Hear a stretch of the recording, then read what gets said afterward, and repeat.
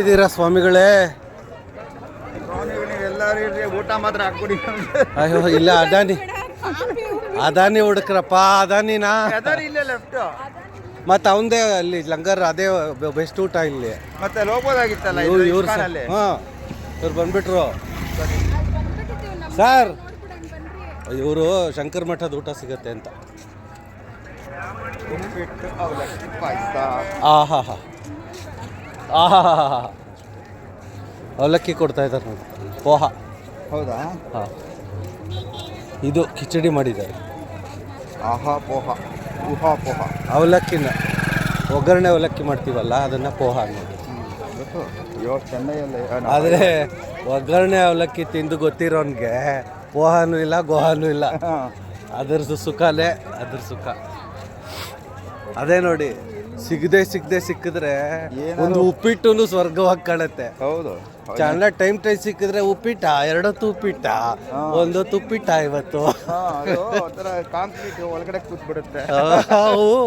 ಅವಾಗೆಲ್ಲ ಆರೋಗ್ಯದಲ್ಲೇ ಅಷ್ಟೇ ಬಂದ್ಬಿಡುತ್ತೆ. ಇವಾಗ ನೋಡಿ, 2 ದಿನ ಸಿಕ್ಕಿಲ್ಲ ಅಂದ್ರೆ 3ನೇ ದಿನ ಉಪ್ಪಿಟ್ಟ ಅಂತ. ಕಾಂಕ್ರೀಟ್ ಆದ್ರೂ ಪರವಾಗಿಲ್ಲ. ಅಲ್ಲ, ಕಾಂಕ್ರೀಟ್ ಹೊರಡೆ ಬರಲ್ಲ, ಉಪ್ಪಿಟ್ಟ. ಅಯ್ಯೋ ನಮ್ಮ ಊಟ ಸಿಕ್ಬಿಡ್ತಲ್ಲಪ್ಪ ಅಂತ ಖುಷಿ.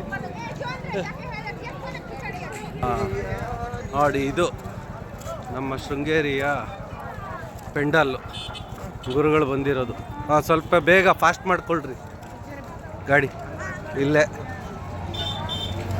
ನೋಡಿ ಎಲ್ಲ. ಎಲ್ಲಿ ನಮ್ಮ ಬಾಸು ಪ್ರೋಗ್ರಾಮ್ಸ್ ಹಾಕಿದ್ದಾರೆ. ಅನ್ನಕ್ಷೇತ್ರ ಇಲ್ಲೂ ಪುರಿನೇ.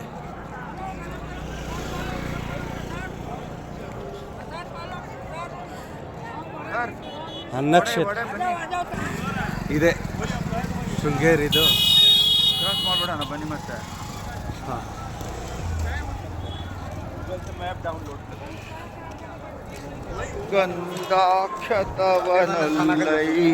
ಇವರೇ ಸರ್, ಇವರೇ ಭಗವದ್ಗೀತೆ ಇದನ್ನು ನಡೆಸೋದು. ಹೌದಾ? ಆಲ್ ಓವರ್ ವರ್ಲ್ಡ್ ಜಾಯ್ನ್ ಆಗ್ತಾರೆ ಅವ್ರ ಕ್ಲಾಸಸ್ಗೆ. ಒಂದು ಸಲಕ್ಕೆ ಆಲ್ಮೋಸ್ಟ್ 60-70 ಸಾವಿರ ಜನ ಒಂದು ಬ್ಯಾಚ್ಗೆ ಸೇರೋದು.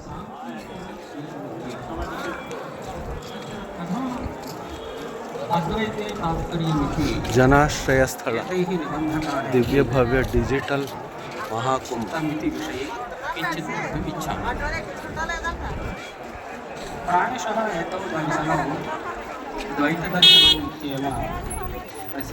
ನಮ್ಮ ಗುರುಗಳದ್ದು ನಡೀತಾ ಇದೆ ಪ್ರವಚನ. ಕಾಂಚನ ಶೈಲೀಂ ಸ್ವೀಕೃತ್ಯ ಏತೈಃ ಮಹಾನುಭಾವೈಃ. ಓ ನಮಃ ಶ್ರೀ ಶಂಕರಾಚಾರ್ಯ ಗುರುರಾಜಾಯ ತೇಜಸೇ ಅದ್ವೈತಾಮೃತ ತೃಪ್ತಾಯ ನಿತ್ಯಂ ಶಂಕರ ಭಾನವೇ.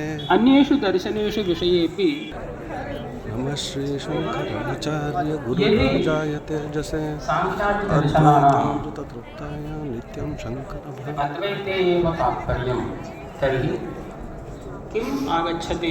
ब्रह्मसत्यं जगन्मिथ्या इत्येव आगच्छति. प्रपञ्चमिथ्यात्वम् आगच्छति. तर्हि यतः साक्षादेव एवं भवति.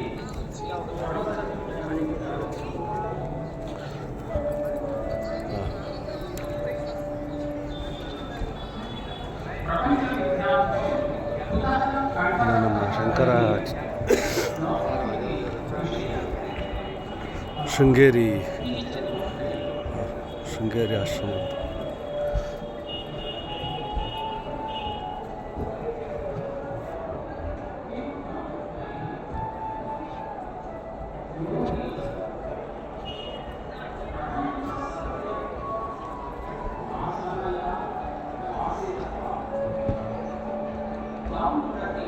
ಶ್ರೀ ಗುರುಭ್ಯೋ ನಮಃ.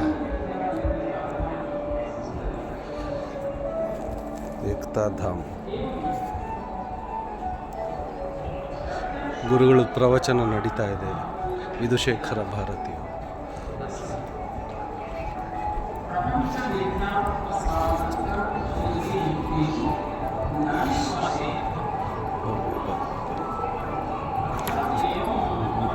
ಶ್ರೀ ಗುರುಭ್ಯೋ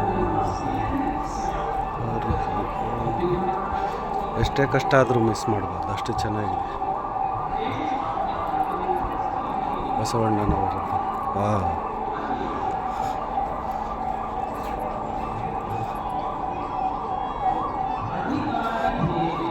ಶ್ರೀ ಶಂಕರ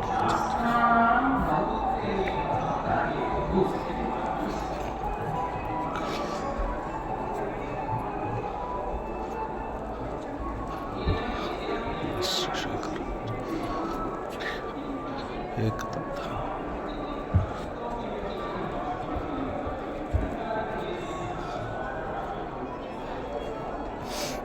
ಶಂಕರಾಚಾರ್ಯ.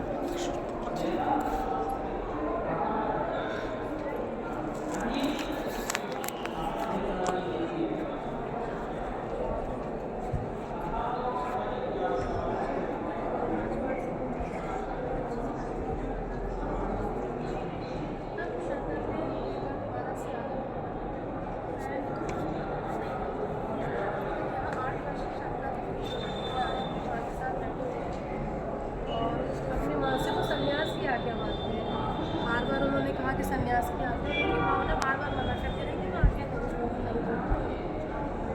अब शंकर नदी में कूद गए। जैसे ही वो नदी में कूदे तो मगरमच्छ ने आके उनका पैर जकड़ लिया। उनका पैर जकड़ा हुआ देखकर उनकी माँ बहुत विचलित हो गई और उन्होंने कहा कि ये क्या हुआ, अगर मैं इसको संन्यास की आज्ञा दे दी थी तो शायद ये नदी में कूदता है नहीं, अब क्या होगा, ये कैसे बचेगा, क्या होगा मेरे पुत्र का। और शंकर इस अवस्था में भी अपनी माँ से कह रहे थे कि मुझे संन्यास की आज्ञा दो, मुझे संन्यास की आज्ञा दो। तब उनकी माँ ने मना किया, लेकिन फिर कहा कि यदि ये मगरमच्छ तुम्हारा पैर छोड़ देगा तो मैं तुम्हें संन्यास की आज्ञा दे दूँगी। जैसे ही उनके माँ के मन में ये भाव आया कि मगरमच्छ पैर छोड़ देगा और मैं आज्ञा दे दूँगी, वैसे इस मगरमच्छ ने उनका पैर छोड़ दिया और शंकर नदी से बाहर आ गए। उनके पैर पर एक खरोच भी नहीं आई थी। तब उनकी माँ समझी कि ये अवश्य कोई लीला है, भगवान का कोई संकेत है। तो उन्होंने अपने वचन अनुसार शंकर को संन्यास की आज्ञा दी और शंकर नदी में डुबकी लगाकर फिर संन्यास के लिए यहाँ पर अपनी माँ का आशीर्वाद लेकर निकले। ये कैरल म्यूरल स्टाइल था। इसमें शंकर का जो आगे का जीवन है वो अभी डेवलपिंग फेज में है। संन्यास के लिए जब वो निकले तो उन्होंने अपने गुरु की खोज में कागड़ी से लेकर ओंकारेश्वर तक की यात्रा की। ओंकारेश्वर में उनको उनके गुरु मिले जिनका नाम हुआ गोविंद भगवत पाद। अब ये जो स्टाइल ऑफ पेंटिंग है केरल म्यूरल, गुरुकुल में वो गए थे, वो पूरा हो गया वो? गुरुकुल, हाँ, गुरुकुल में जो उनकी शिक्षा थी, प्रारंभिक जो ज्ञान था वो उनको मिल गया। 8 वर्ष में वो संन्यास लेकर निकल गए थे। तो 8 वर्ष में उनको शंकर कथामृत। अच्छा, वो बहुत ही जल्दी सीखते थे शंकर। 16 वर्ष में उनके ऊपर हास्य रचना। जी, ये एक समूचा चित्र है जिसमें शंकर और उनके 4 प्रमुख शिष्य थे वो बैठे हुए हैं यहाँ पर। और इस स्टाइल ऑफ पेंटिंग में शंकर का पूरा जीवन डेवलप हो चुका है। ये पुनः वही जो जैन और बौद्ध धर्म थे वो बढ़ रहे थे, इस प्रकार से बलि दी जा रही थी, वेदों को प्रमाण नहीं माना जा रहा था। ये उनके माता पिता शिव की उपासना धर्म करते। तो अहिंसा के उस पर था ना, तो बलि का मतलब उस समय वाम मार्ग भी था, वाम पंथ भी था। वाम पंथ को विरोध करके बौद्ध और जैन धर्म वो अहिंसा है। ये उनके माता पिता शिव की उपासना करते हुए अपने संतान प्राप्ति के लिए, उसके बाद यहाँ शंकर का जन्म हुआ। तत्पश्चात 5 वर्ष के शंकर का यज्ञोपवीत संस्कार होते हुए, उसके बाद जब यज्ञोपवीत संस्कार हुआ वो गुरुकुल गए। तो यहाँ ये जो उन्होंने कनकधारा स्तोत्र की रचना की, आंवले वाली कहानी जो हमने देखी, उसके बाद ये 8 वर्षीय उनका स्वरूप जब वो संन्यास की यात्रा मान रहे थे, मगरमच्छ ने उनका पैर जकड़ लिया। इसके बाद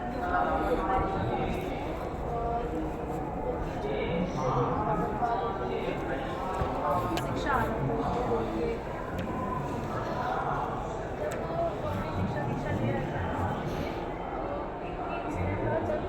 ध्यान निद्रा में बैठे हुए थे, नदी अपने संपूर्ण वेग के साथ बह रही थी और उनका जलस्तर जो है बढ़ता ही जा रहा था। तब शंकर ने ये देखा और कहा कि यदि ये जलस्तर थोड़ा भी बढ़ा तो उनके गुरु का ध्यान भंग हो जाएगा। अब उन्होंने नर्मदा नदी की उपासना की और अपना उसका जो जल था वो अपने कमंडल में समाहित कर दिया। और तब वो नर्मदाष्टकम जैसा जब गाते हैं, जब ये पाद नमामि देवी लगे थे, वो शंकर की रचना है।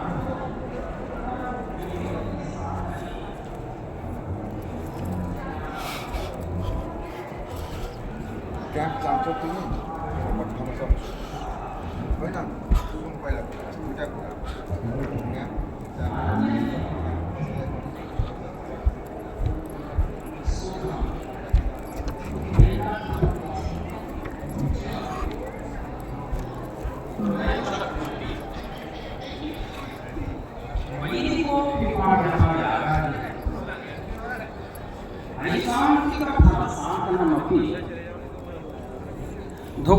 ದುಃಖ ಸಂಭಿನ್ನ ಕ್ಷಯಿಷ್ಣು ಏವ ಫಲಂ ಜನ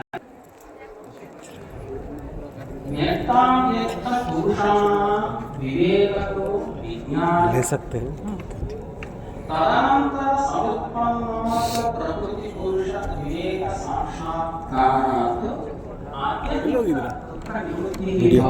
ಬನ್ನಿ ಊಟ ಮಾಡೋಣ ಕರೆದು ವಿಭೂತಿ ಇಟ್ಕೊಳ್ಳಿ. ಸದ್ರೂಪವಾದಿನಃ ಇಲ್ಲಿ ಊಟದ ವ್ಯವಸ್ಥೆ ಕೂಡ ಇದೆ, ಪ್ರಸಾದದ ವ್ಯವಸ್ಥೆ. ಓಂಕಾರ ಕಾರ್ಯಸ್ಯ ಉತ್ಪನ್ನತೆ ಪ್ರಾಕ್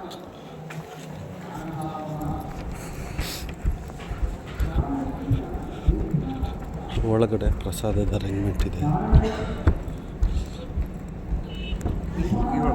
ಹಾಂ ಇಲ್ಲ ಇಲ್ಲ ಇಲ್ಲೇ ಇಲ್ಲ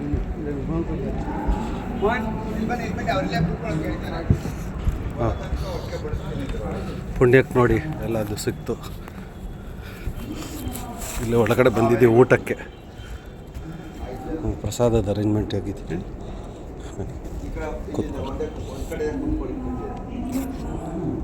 ಕರೆಕ್ಟಾಗಿ ಎಲ್ರಿಗೂ ಇಲ್ಲೇ ಆಗುತ್ತೆ.